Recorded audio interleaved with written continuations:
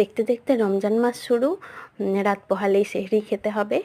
তো সেহরিতে আমরা যারা ভাত খাই তাদের একটু মজাদার কিছু না থাকলে সেহরিতে ভালো লাগে না। তাই আমি ভাবলাম যে আজ কী করা যায়। পেঁয়াজ কেটে নিয়েছি আর এই মাংসটাকে ধুয়ে রেখে দিয়েছিলাম, তাতে একটু নরম হয়েছে। সিলে থেঁতলাতে বেশি কষ্ট হয়নি।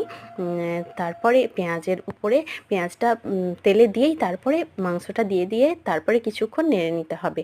তারপরে মশলা দিয়ে সব রকম মশলা, হলুদ, লঙ্কা, জিরে, ধনে গুঁড়ো এবং শেষে দিয়ে দিলাম আদা রসুন বাটা।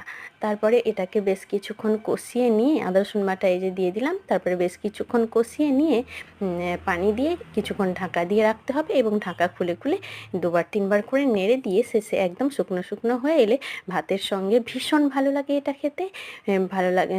ভালো লাগলে অবশ্যই ট্রাই করুন।